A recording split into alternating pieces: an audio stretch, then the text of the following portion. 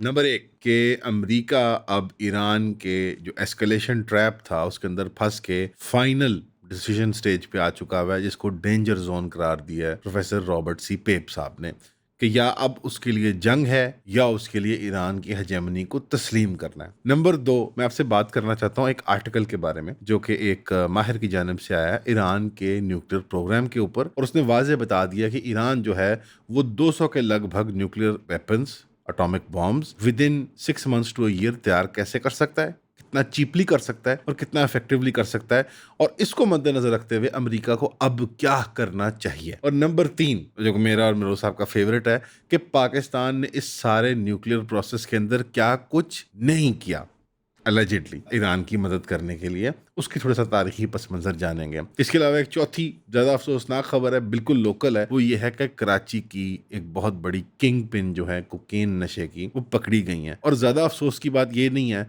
कि वो पढ़ी लिखी एक अपर क्लास खातून है, ना ये अफसोस की बात है कि वो सिंध हाई कोर्ट में दंदनाती फिर रही है, ना हथकड़ी लगी है, ना कुछ उनको, और इस तरह की प्रोटेक्शन इन बड़े लोगों को मिलती है जो बदतरीन काम करते हैं। ये भी दुख नहीं है, दुख ज़्यादा हमें ये है कि पाकिस्तान में दूध क्या, कोकेन भी खालिस नहीं मिलती, कि वो 300 से 400 ग्राम कोकेन से अपेरेंटली 1 किलो कोकेन निकाल लेती थी। और इस तरह के और तिलिस्माती काम को जानने के लिए आप उन्हीं से रब्ता कीजिएगा, क्योंकि उनका नाम है पिंकी कोकेन वाली। अस्सलाम वालेकुम, उम्मीद है कि आप खैरियत से होंगे। आज मैं आपसे 3 मौज़ूआत पे बात करना चाहता हूँ। पहली खबर जो है वो ये है कि रॉबर्ट सी पेप साहब, जिनका मैं अक्सर आपको हवाला देता हूँ, बहुत बेहतरीन माहिर हैं इस वॉर स्ट्रेटजी के। और JCPOA जो ओबामा के दौर की डील है, जिसके अंदर अमेरिका, जिसको बताया ही जाता है कि अमेरिका इससे बेहतर डील ईरान के साथ नहीं बना सकता था डिले करने के लिए उसके न्यूक्लियर प्रोग्राम को, और एक किस्म का एक पीसफुल ट्रांजिशन बनाने में, कि ईरान जो है वो आस्ता आस्ता ईस्टर्न एक्सेस से quote and quote western axis के अंदर आ जाए। और उस डील को ज़ाया करने वाले डोनाल्ड ट्रंप साहब हैं बाय द वे, और अब लगता है कि शायद वो डील उनको दोबारा बनाना पड़े, लेकिन इस बारी लिव के बड़ा नीचे ज़मीन के साथ चित होके। तो ये रॉबर्ट सी पेप साहब उसके बानियों में से एक हैं, उसके आर्किटेक्ट्स में से हैं। एकेडमिक जो फ्रेमवर्क था उस डील का, JCPOA का, इन्होंने एक 4 स्टेजेस का, और भी स्टेजेस हैं लेकिन 4 मेन स्टेजेस का एस्केलेशन ट्रैप का एक थीसिस दिया था। मैं आपको 1-2 महीने से डिस्कस कर रहा हूँ आपके साथ। मैं आपको हमेशा रिकमेंड करता हूँ उनका सबस्टैक आप जाके ज़रूर पढ़ें। पहली स्टेज ये है बमबारी, एरियल बम्बार्डमेंट, जिसके अंदर, जिसमें आपने देखा कि सिविल, मिलिट्री, इंफ्रास्ट्रक्चर, लीडरान को, बहुत से लोगों को शहीद करके और ये सारे टारगेटिंग करके अमेरिका ने खटिया कमाई है, हासिल कुछ नहीं किया। दूसरी स्टेप थी, उन्होंने कहा था कि ईरान इसके रद्द अमल में अबनाए हॉर्मुज पे कब्जा कर लेगी और दुनिया की तेल और पेट्रोकेमिकल बाय प्रोडक्ट्स को चोक होल्ड कर लेगी। अब वो दोहराया है जिसके ऊपर अमेरिका खड़ा है, जिसको वो कहते हैं दी डेंजरस पार्ट। अब वो कहते हैं, अभी आपने जंग जिदाल देखा, कत्लो गारत देखी, और इतना ज़्यादा आपने फसाद देखा ग्लोबल मार्केट के अंदर। उन्होंने कहा ये डेंजरस पार्ट नहीं है, ये आने वाला थर्ड और फोर्थ स्टेज जो है एस्केलेशन ट्रैप का, जिसमें अमेरिका फंस गया जिस ट्रैप के अंदर, ये है वो डेंजरस फेज। और इसमें अमेरिका के पास 2 चॉइसेस हैं। स्टेज नंबर 3, एस्केलेशन करें मजीद, यानी जंग का, और पोटेंशली ज़मीन में दाखिल हो जाएं और ग्राउंड वॉर स्टार्ट कर दें अमेरिका ईरान के साथ। या स्टेज नंबर 4, ईरान फातेह के तौर पे इमर्ज करता है और एक नई ग्लोबल पावर बन जाता है। अब आप सोचते हैं कि स्टेज 3 और 4 तो 2 अलग स्टेज हैं, लेकिन ये मल्टीपल चॉइस को उन्होंने कैसे इसमें डाल दिया? इसमें छुपा हुआ इशारा ये है कि ग्राउंड वॉर करो या ग्राउंड वॉर ना करो, स्टेज 4 यही है कि ईरान इसमें से फातेह बन के निकलेगा, डिफरेंट शक्लों में। जंग करके निकलेगा तो और शक्ल का होगा, जंग के बगैर ही, यानी लाठी भी ना टूटे और सांप भी मर जाए, तो और शक्ल का ईरान ग्लोबल एक सेंटर ऑफ पावर बनेगा। यानी इसको ग्रेट पावर पॉलिटिक्स में रॉबर्ट सी पेप साहब इसको एक fourth global centre of power कहते हैं, यानी अमेरिका, चीन, रूस और ईरान।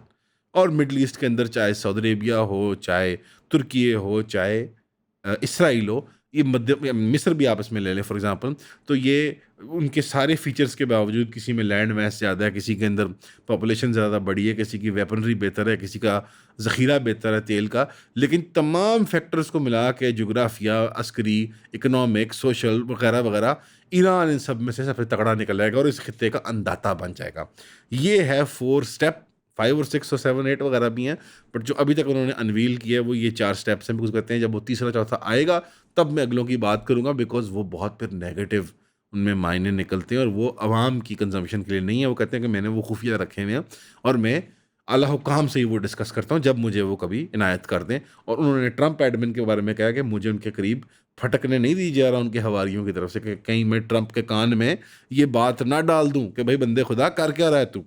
ये एक उनका एनालिसिस है, ये तो वाज़ेह होगा, ये पिछले 2.5-3 महीने का जो मुकदमा हमने आपके सामने रखा है और आपने खुद अपनी आंखों से देखा है वो ये है। दूसरी खबर ये है कि हेनरी सुक्लॉस्की साहब, जो मैंने आपको कहा था ना कि रोज़ हम एक आर्टिकल को डिस्कस कर लिया करेंगे इंशाल्लाह। हेनरी सुक्लॉस्की साहब जो हैं वो एग्जीक्यूटिव डायरेक्टर हैं, उनका ये आर्टिकल आया है nuclear non proliferation policy education centre. यानी तमाम दुनिया में जो तहरीक उठी थी न्यूक्लियर बम के बनने पे उसके ख़िलाफ़, कि जो चाहती है कि नॉन प्रोलिफरेशन हो, इसका फैलाव ना बढ़े, ये दुनिया में फैलाई ना जाए और इसको ख़त्म कर दिया जाए। ये तहरीक जो है ये उसके एक एजुकेशन सेंटर के पॉलिसी रिसर्च इंस्टीट्यूट के हेड हैं, डायरेक्टर है, एग्जीक्यूटिव डायरेक्टर हैं। और ये आर्लिंगटन वर्जीनिया के अंदर है। और ये लिखा रही हैं एक किताब के China Russia and the coming cool war. यानी जैसा कोल्ड वॉर थी ना, तो अब कूल वॉर जो एक नई उन्होंने उसको टर्म दिया है कि चीन और रूस और हमारी और उनके दरमियान जो ठंडी एक जंग होनी है, जिस तरह कोल्ड वॉर थी सोवियत यूनियन के खिलाफ 2024 में उन्होंने लिखी थी। और ये डिप्टी थे नॉन प्रोलिफरेशन ऑफिस के, पॉलिसी ऑफिस के, और यूएस सेक्रेटरी ऑफ डिफेंस थे जॉर्ज H.W. बुश के। यानी इराक की वॉर को इन्होंने ओवरसी किया हुआ है, अफगानिस्तान की वॉर को। ये को अगेन मैं किसी नत्थु पत्थु का आर्टिकल आपके सामने नहीं लाऊंगा, वो बंदा जो किसी ओहदे पे रह चुका हुआ है, जो डीप स्टेट का हिस्सा होता है। ये डीप स्टेट है आप बेसिकली। यहाँ मैं एक छोटी सी मैं राय देना चाहता हूँ कि जनरली न्यूक्लियर नॉन प्रोलिफरेशन के बारे में मेरी ये राय है कि ये एक हथकंडा है, ये एक सिंसियर पॉलिटिकल तहरीक नहीं है, ये मेरी बड़ी सिनिकल राय है। ये अमेरिका और मगरबी कॉरिडोर्स में बड़े ताकतवर जो डीप स्टेट के अहलकार हैं या आलाकार हैं, वो वेपनाइज्ड उनकी ये एक ना पॉलिसी है, कि अखलाकी फ्रेमवर्क है जिसके अंदर गरीब ममालिक के लोगों को फंसाया जाता है कि देखो ये बड़ी ख़तरनाक है, इसका फैलाव मत करो। मैं इस्लामी मुस्लिम नज़रिए से इसके बरक्स समझता हूँ, जो कि पाकिस्तान ने पॉलिसी एक ज़माने में परसू नहीं की थी, ठीक है, वो कि इसकी प्रोलिफरेशन मुसलमानों में होनी चाहिए। अगर मैं एक सेकुलर ह्यूमनिस्ट राय से देखूं तो तब भी इसकी प्रोलिफरेशन पूरी दुनिया में होनी चाहिए। न्यूक्लियर एनर्जी चाहे वेपन्स की शक्ल में हो, चाहे उसकी एनर्जी प्रोड्यूसिंग कैपेबिलिटीज़ की हो, इस पे मोनोपोली और डोमिनेशन ये एक मगरबी शरारत है, जबकि ये इंसानों का हक है इस टेक्नोलॉजी के ऊपर। ये एनर्जी फ्रीडम क्रिएट कर देता है आपके लिए। इस्लामी राय, मुस्लिम राय मेरी मानेंगे तो मुसलमानों के पास और फैलाव होना चाहिए इसका, और तमाम मुल्कों के पास होना चाहिए। आप लेकिन अगर सेकुलर ह्यूमनिस्ट निगाह से देखेंगे तो अगर तमाम लोगों के पास ये आ भी जाए तो ये तसव्वुर जो है ना कि वो हो ये अगर इन मुल्कों के पास आ गया तो मैड मैन आके इसको चला देगा, तो अमेरिकन मैड मैन नहीं हो सकता जिसने चलाई हुई है। तो ये एक प्राइमरली यूरोसेंट्रिक नज़रिए में बेस्ड है, और नॉन प्रोलिफरेशन जनरली एक साइऑप के तौर पे सरकारों की तरफ से हथकंडे के लिए इस्तेमाल होता है। और इसका सबूत मुझे देने की ज़रूरत नहीं है। हर वो मुल्क जिसने अपनी न्यूक्लियर वेपन्स को नॉन प्रोलिफरेशन के मंतक के तहत वापस किया, वो मुल्क आज दुनिया में कहीं नहीं स्टैंड करेगा और ना आइंदा करेगा, वो तबाही होएगा मुल्क। क्योंकि हकीकत ये है मेरे प्यारे दोस्तों कि पाकिस्तान में लिबरल्स ने 10 साल टंटा बजाया, ढोल बजाया कि हम हकानी साहब की किताब को मान लें और हकानी साहब की बात को मान लें, जो गद्दार हकानी हमारे यहाँ से भागा हुआ भगोड़ा अमेरिका में जब मारा फिरता है वाशिंगटन में कि कहीं से कोई 2-4 पैसे मिल जाएँ, कि कहीं किसी सियासी पार्टी के नाम पे, तो अफ़गानिस्तान पॉलिसी के नाम पे, कि वो जिसकी और उस जैसे लोगों की जो ख्वाहिश है कि पाकिस्तान के एटमी दांत तोड़ दिए जाएँ। ना इनका अज़म कभी पूरा होगा इंशाअल्लाह ताला, लेकिन जिनके कहने में आके, चकमे में आके नौजवान नस्ल पाकिस्तान के ख़िलाफ़ होती है या अपनी सेल्फ हेट्रेड में आ जाती है, उनका इलाज करने की ज़रूरत है। तो मेरे ख़्याल में वो मई की लड़ाई में थोड़ा-सा इलाज लिबरल्स का हो गया है, लेकिन अभी बाकी कुछ अभी हल्का बाकी है। तो ये अब आर्टिकल में क्या कहते हैं इसको ज़रा समझ लेते हैं। ये जनाब कहते हैं कि ईरान के मसले में क्या करना है। उन्होंने कहा what is missing from US Iran talks, plutonium for more than 200 nuclear bombs. ये बात हल्की बात नहीं है, ये बिग क्लेम है कि 200 बम। अब इसको कंपेयर करें, जो डिक्लेयर्ड इसराइल के न्यूक्लियर बम है वो 100 और 150 के दरमियान गालिबन बताए जाते हैं, ये उससे ज़्यादा हैं। उसकी तफसील क्या कहते हैं इसमें आप देखें। वो कहते हैं कि अभी नेगोशिएशन की नौयत क्या थी। जेडी वैंस आता है इस्लामाबाद, तेहरान को कहता है अपना न्यूक्लियर प्रोग्राम ख़त्म कर दो। तेहरान कहता है ठीक है जनाब, 5 साल के लिए हम डिले करेंगे एक्टिविटीज़ यूरेनियम एनरिचमेंट की। जेडी वैंस जवाब में कहता है नहीं, 20 साल के लिए ख़त्म करो। ईरान कहता है नहीं, वैंस चला जाता है। वैंस वापस जाता है, डोनाल्ड ट्रंप रिएटरेट करता है कि नहीं, permanent full time ban, Iran can never have nuclear technology and never have nuclear weapons. अच्छा जी, ईरान इस पर भी नाराज़ होता है। यूएसए के लिए डिज़ायरेबल है, लेकिन क्या मुमकिन आउटकम है कि नहीं, ये बात रिमेन्स टू बी सीन। और मेरी अकल कहती है मुमकिन आउटकम नहीं है। ईरान क्यों अपने न्यूक्लियर प्रोग्राम को गिव अप करेगा? और जो मैं बार बार आपको बात कहता हूँ कि ईरान जो है वो मजहबी वाला भी जो मामला है वो कहानी है। हकीकत यही है कि उन्होंने बनाना ही बनाना है एक दिन आके। Permanent ban Iranian uranium registration पे मान भी लें, अब ये लूप होल है, ये इसने बारीक एक बीनी से बहुत बात पकड़ी है। ईरान कहता है कि ठीक है, न्यूक्लियर यूरेनियम इनरिचमेंट को हम नहीं मानते, हम कहते हैं बंद कर दो, ये भी बंद कर दो। उसके पास एक लूप होल है। वो क्या लूप होल है? अब आप कहेंगे भाई यूरेनियम प्लूटोनियम का फर्क पड़ता है। अभी तक जो लूप होल है ट्रंप की क्लेम्स में वो गए यूरेनियम इनरिचमेंट बंद कर दो, और 60% पे जो उन्होंने इनरिच किया हुआ है ना, जो न्यूक्लियर डस्ट है बार बार जो वो कहता है, वो यूरेनियम इनरिच किया हुआ है। अब ये प्लूटोनियम वाला मसला आता है। वो क्या मसला है कि जो बुशेर पे प्लांट है ईरान का, वो बिल्ट भी और ऑपरेटेड भी है, रशियन ओन सरकारी कंग्लोमरेट कंपनी है, रोसातोम कंपनी है वो, ये रुस्तम के नाम से मेरा ख्याल है। ये 15 साल से ऑपरेट कर रही है। 210 टन इसके पास चला हुआ न्यूक्लियर फ्यूल है। वो जो न्यूक्लियर रॉड्स होते हैं ना, जिसपे न्यूक्लियर फ्यूल निकलता है, एनर्जी निकलती है, वो जब चल भी जाते हैं तो उनको स्टोर किया जाता है सिक्योर तरीके से, ताकि उनकी ताबकारी जो है वो ज़मीन में ना चली जाए, फैल ना जाए। अब ये 210 टन इनके पास है। अब टोटल थर्मल पावर प्रोड्यूस जो किए उन्होंने वो 78,51,750 मेगावाट MWD थर्मल की है।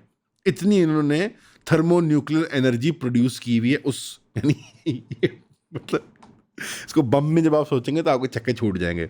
जॉर्ज ऑरवेल के नॉवल 1984 और क्रिश्चियन बेल की साइफाई एक्शन मूवी इक्विलिब्रियम के दरमियान क्या कॉमन है? इमीडिएटली देखते हैं तो लगता है कुछ भी नहीं, लेकिन जब गहराई में जाते हैं तो पता लगता है कि ये दोनों थीमेटिकली एक चीज़ के बारे में, वो है डिस्टोपियन गवर्नमेंट, जिसको बिग ब्रदर भी कहते हैं।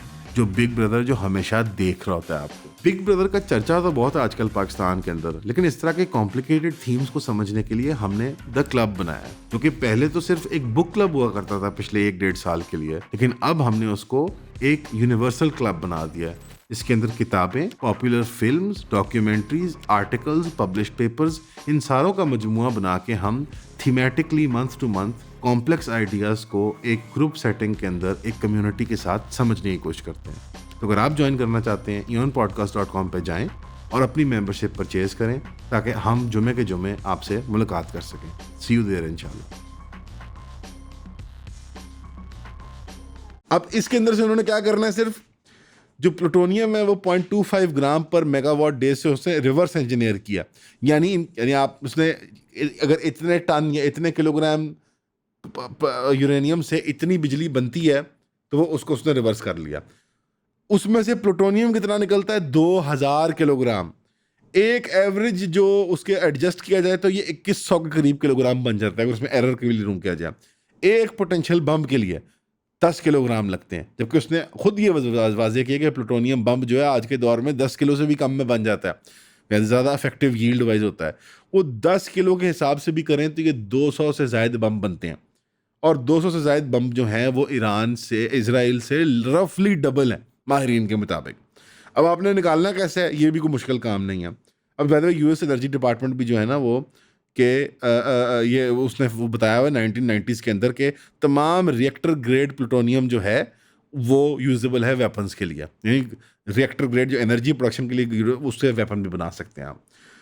और इस जमन में ये जिक्र करना चाहूँगा कि जो न्यूक्लियर सबमरीन अमेरिका ऑस्ट्रेलिया को दे रहा है, उससे ये भी साबित हो गया कि ऑस्ट्रेलिया भी अभी एक न्यूक्लियर पावर है, क्योंकि वो भी इससे कभी भी 6 महीने के अंदर प्रोसेस है। आपको बताते हैं कैसे। ईरान ने जनाब क्या क्या कि कैसे करना है, आपने यूरेनियम हेक्साफ्लोराइड की जो रॉड है जिससे फ्यूल चल चुका हुआ है, जिससे बिजली बन चुकी हुई है, उसको काटना है और उसमें से प्लूटोनियम एक्सट्रैक्ट करके बम का कोर बना देना है उन्होंने, और ये बम बन गया आपका। जर्कोनियम क्लैड वो फ्यूल रॉड होते हैं, जर्कोनियम का उसमें ना केसिंग होती है, जर्कोनियम जो पत्थर होता है क्रिस्टलाइन जो होता है, उसमें से केमिकली आपने प्लूटोनियम काटा, निकाला, और आपके पास अल्लाह भला करे ये हो गया। ईरान ने इसकी केमिस्ट्री 30 साल पहले सीख ली है। सिंपल ग्लव बॉक्स, यानी डब्बे के अंदर जो ग्लव बॉक्स होता है, उसकी एक्सपेरिमेंट्स है तेहरान न्यूक्लियर रिसर्च सेंटर पे। ये बहुत सस्ते तरीके से फैसिलिटी सेटअप हो सकती है, और कितनी आसान है। 130 feet by 60 feet by 30 feet, यानी एक आम वेयर हाउस के स्ट्रक्चर का उसको प्लूटोनियम एक्सट्रैक्शन प्लांट लगाना होगा। ये 6 महीने के अंदर अंदर बन सकता है, और उसमें कोई कॉम्प्लेक्स टेक्नोलॉजी नहीं लगती। और ऑथर ने यहाँ पे सोफक्लॉस्की ने कहा है कि जैसे कि एक दूध का ट्रीटमेंट, मिल्क ट्रीटमेंट प्लांट या कंक्रीट मिक्सिंग प्लांट, ये इस लेवल की कंस्ट्रक्शन का ये प्रोजेक्ट है। 6 महीने में ये बन गया जनाब। और एक बम्ब वर्थ ऑफ प्लूटोनियम 10 दिन की आउटपुट है। और उसके बाद वो 10 दिन पूरे हो जाएंगे तो वो रोजाना एक बम वर्थ ऑफ, यानी जब प्रोसेस चल पड़ेगा तो रोजाना एक बम वर्थ ऑफ प्लूटोनियम निकल आएगी। यानी 6 महीने पहले वेयर हाउस के बनने के, अगर लेट से नहीं है वेयर हाउस, और फिर 10 दिन पहली उस क्रिटिकल मैच तक पहुंचने के लिए, और उसके बाद अगले 200 दिन के अंदर 200 के 200 बम बन चुके होंगे। यानी 6 महीने 10 दिन के अंदर पहला बम तैयार हो सकता है, और अगले 199 को तैयार करने के लिए मजीद 200 दिन, यानी साल डेढ़ के अंदर ईरान के पास पोटेंशियली 200 न्यूक्लियर बम हो सकते हैं। यूरेनियम बॉम्ब का कोर 2 से 3 हफ्ते लेता है, और प्लूटोनियम बॉम्ब का भी कोर 2 से 3 हफ्ते लेता है। सेम एज एग्जैक्ट उसका वो प्रोसेस है। और प्लूटोनियम कहाँ है? ईरान की। अच्छा, ये भी एक बात तस्वुर था कि क्योंकि यूरेनियम धंस गया है तो उनको फर्दो और इस्फहान की फैसिलिटीज में से निकालना पड़ेगा। प्लूटोनियम सारे के सारा उनका अबव ग्राउंड पड़ा हुआ है। क्यों? क्योंकि वो तो न्यूक्लियर सिविल फैसिलिटीज़ का फ्यूल रॉड जहाँ स्पेंड हुए में तमाम का तमाम अबव ग्राउंड है, और वो accessible spent fuel storage areas के अंदर है, बुशेयर के अंदर। यानी ये अगला पोटेंशियल टारगेट भी हो सकता है। बाय द वे, बोलते बोलते मुझे ये अगला टारगेट यही है। ये एक नया इंकशाफ कर दिया मेरोज भाई ने कि 2005 से जो वो फ्यूल है फैसिलिटी का, क्योंकि रशियन ऑपरेटेड फैसिलिटी है बुशेयर की, रशिया ने वादा किया था कि 2005 से हम इसको रूस ले जाएंगे वापस। तो रूस अभी तक एक उसका टन क्या, एक उसका ग्राम भी वापस नहीं लेके गया। तो वहीं का वहीं 210 टन जो है ईरान में मौजूद है। ये जाहिर बात है, बैक चैनल से उन्होंने ये एक फॉल बैक, ईरान का पूरा इरादा है बम बनाने का, वरना आप ऐसी चीज़ नहीं करते। और अभी वो ज़ियाउल हक वाला वो जो कि है नहीं बना रहे, कर रहे हैं, वो एंजॉय कर रहे हैं। अब क्या वो पार कर पाएंगे वो थ्रेशोल्ड, ये अल्लाह बेहतर जानता है। अब उसने ऑथर ने रिकमेंड किए 4 यूएस के पास जो डिमांड्स करनी चाहिए उसको, अगर वो इसमें से निकलना चाहता है। नंबर 1, रियल टाइम सर्वेलेंस बुशेयर के ऊपर चाहिए। इसमें उसने कहा कि 90 दिन पहले कैमरे वहाँ चलने चाहिए, ये कि वो तमाम फुटेज ले लें। 3 महीने के अंदर वो फ्यूल को वो डाइवर्ट कर सकते हैं और एक छोटा मोटा प्लूटोनियम बम बना सकते हैं। और 8 महीने हो गए लास्ट जब बुशेयर फैसिलिटी विजिट हुई थी, तो वो कह रहा है कि अगले पिछले 90 दिन का हमें फुटेज चाहिए होगा कि तुमने कोई काम तो नहीं किया, क्योंकि अब 8 महीने हो गए तो टेक्निकली उनके पास बम हो सकता है। यानी ये भी उसने बात कर दी है। तो वो कह रहा है कि नहीं, आप 90 दिन की पुरानी हमें सारी फुटेज डिमांड करें कि हमें वो दिखाएं। और वो हर 5 मिनट में वियना में जहाँ पे आईए का सेटअप है वहाँ से क्लोज लूप पे फुटेज जो सारी वो हमें मिलनी चाहिए, या किसी और उस पर लोकेशन पे। और ब्लैकआउट या कैमरा ऑब्सक्योर नहीं होना चाहिए, वरना फॉरेन इंस्पेक्टर्स को वहाँ पे कहीं भी कैमरे में ग्लिच वगैरह आए ना तो फॉरेन इंस्पेक्टर्स को वहाँ जाना चाहिए। ठीक। और तारीख ये है कि JCPO में जब अमेरिका ने डिमांड भी किया 2015 के अंदर, तो वो ईरान ने इसकी कोशिश भी की, लेकिन IAEA ने, लेकिन ईरान ने ना कर दिया। इन्हें कुल बम है, इन्हें कुल हैंड, they have them, it's quite clear they have them, but anyways अभी I don't know if they have them, and अगले सेगमेंट में I will tell you about I don't know how Pakistan helped. ठीक है। दूसरा ये है कि जो स्पेंट फ्यूल बुशेयर से निकाला जाता है वो सारे के सारा ट्रांसफ़र हो रशिया की तरफ, और वो उसका हिसाब लिया जाए और वो वापस भेज दिया जाए। तीसरा, जो मज़ीद रिएक्टर की कंस्ट्रक्शन की जा रही है बुशेयर में, सेकंड रिएक्टर की, उसको बंद किया जाए जब तक कि मॉरेटेरियम पीरियड जो नेगोशिएशन का है वो 5 साल का ईरान कहता है, अमेरिका 20 साल का कहता है। 5, 10, 15, 20 जिसमें भी इत्तेफाक हो, उस दरमियान एक और रिएक्टर नहीं बनना चाहिए कम अज़ कम, देखो उस दरमियान हम इनका हम तिया पांचा कर लें। यानी अमेरिका को टाइम चाहिए। और चौथी डिमांड ये है कि ऑक्साइड्स और मेटालिक फॉर्म्स ऑफ जो है ना वो प्लूटोनियम और यूरेनियम, ये बंद हो जाना चाहिए। कोई बाय प्रोडक्ट्स और ये सब नहीं हो सकता, बिकॉज रीप्रोसेसिंग करना स्पेंट फ्यूल की, उसमें से कहीं से भी ये सामान निकाल के वो कर सकते हैं। अभी सारा कुछ मुमकिन कब था?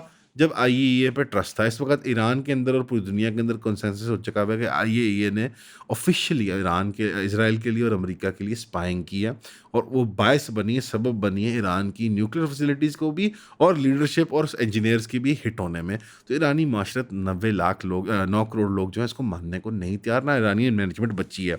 तो ये डिमांड्स तो नामुमकिन ही हो गई हैं। तो अब वापस जाएँ रॉबर्ट सी पेप साहब के एनालिसिस में, जब वो कहते हैं कि या अभी तस्लीम कर ले और 6, 8, $10 का वो गैलन हो जाए पेट्रोल पंप पे, या अमेरिका जंग कर ले। तो मेरी अकल कहती है कि अमेरिका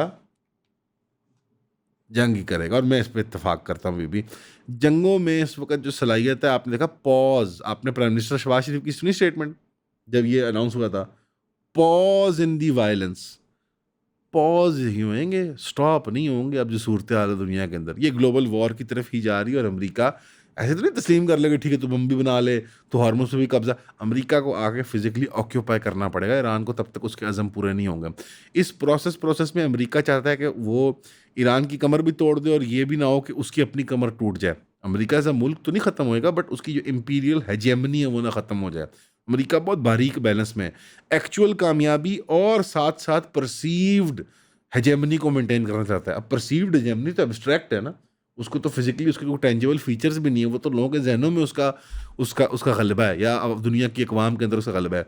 अब इस एब्स्ट्रैक्ट कॉन्सेप्ट को, इसका दिफ़ा भी करना कि हल्की सी ज़रा आवाज़ भी ऊँची कर दो तो ये फक करके उड़ जाएगी, और इस तरफ जो है actual tangible on ground goal achieve करना कि नई रिजीम हो, नया निज़ाम हो, सारा न्यूक्लियर मटीरियल वापस पाया जाए, और वो सारा कुछ, ये दोनों साथ-साथ लेके चलना बहुत मुश्किल होता है, जंग को ऐसे लेके चलना, जहाँ सियासी अज़म इतने ऊँचे हों, और जहाँ अस्करी अज़म जो हैं, वो बिल्कुल एक अलग नोयत की हों, तो ये दोनों कॉन्ग्रुएंस नहीं बनती इनके अंदर।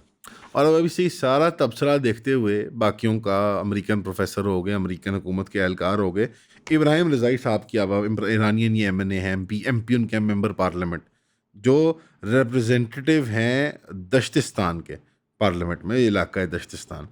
उन्होंने, और ये स्पोक्स पर्सन है नेशनल सिक्योरिटी और फॉरेन पॉलिसी कमीशन के, तो ये काम उनका मिनिस्टर या एमपी नहीं है, एमएनए नहीं है। उन्होंने साफ वाज़ेह अल्फाज में कह दिया कि ईरान की ऑप्शंस हैं, अगर एक और हमला आता है अमेरिका की जानिब से, तो वो सीधा 60 से 90% एनरिचमेंट पर ले जाना होगा, और इसको हम पार्लियामेंट में खुद ही रिव्यू कर लेंगे। दे हैव इट, और they are about to do it, ये वो सब उसकी तरफ इशारे हैं। तो अब या इसमें से हल ये है कि अमेरिका सरेंडर कर जाए उसके सामने, जो बहुत मुश्किल है, ना मेरी अक्ल के ख़िलाफ़ है, जाता है। अल्लाह जाने, शायद अल्लाह हमें हैरान कर दे, हम बहुत खुश होएंगे, लेकिन मेरी अकल कहती है कि ये आएगा अमेरिका। अब इस ज़िमन में एक तारीख़ का पूरा पस मंज़र है। मैं जल्दी-जल्दी आपको बताता हूँ कि पाकिस्तान ने इस सब में क्या कुछ नहीं किया हुआ। वीडियो थोड़ी लंबी हो गई थी, तो सलमान भाई ने सारा सेगमेंट काट दिया। अगर आप इसको जानना चाहते हैं पाकिस्तान की तारीख़ को, तो आपको कमेंट्स में बताना होगा, मुफ्त में इतना ही मिलेगा। तो दोबारा आपको इंशाल्लाह एक सेगमेंट में आके बताएँगे। बाकी ये है कि कोकेन जो है, वो खालिस नहीं मिल रही पाकिस्तान के अंदर। अफ़सोस की बात है, लेकिन दूध भी तो नहीं मिलता खालिस।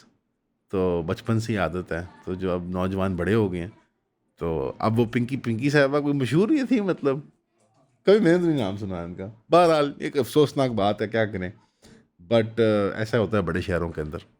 उम्मीद है आप खैरियत से होंगे, दुआओं में याद रखिएगा, हमेशा देखते रहें, और कमेंट्स में बता दीजिएगा अगर आप पाकिस्तान का किरदार देखना चाहते हैं तारीखी इस मामले के अंदर, तो कमेंट्स में बताएंगे, लाइक एंड शेयर करेंगे इस वीडियो को, तो फिर हम आगे अगली इंशाल्लाह बनाएंगे।